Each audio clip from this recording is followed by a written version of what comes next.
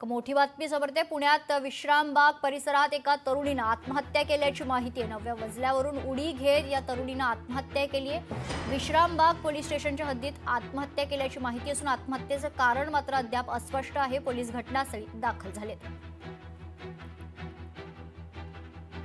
या संदर्भात सविस्तर माहिती जाणून घेऊयात। आपले प्रतिनिधी अमोल धर्माधिकारी आपल्या सोबत जोडले जात आहेत। अमोल, ही घटना कुठली आहे आणि नेमकं आत्महत्येचं कारण काय? ही घटना शहरातल्या मध्यवर्ती भागातल्या बुधवार पेठ परिसरामधली आहे आणि अर्धा तासापूर्वी ही घटना घडलेली आहे। एका तरुणीने 9व्या मजल्यावरून उडी मारून ही आत्महत्या केलेली आहे आणि तिचं जीवन संपवलेलं आहे।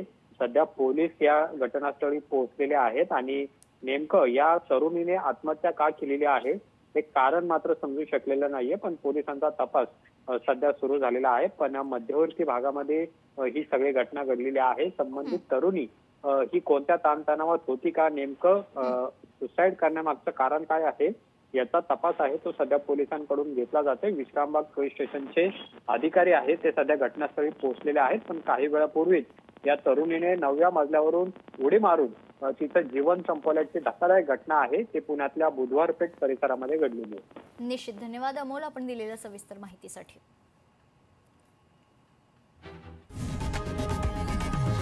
लोकशाही मराठी ऐका, पहा, जागरूक रहा।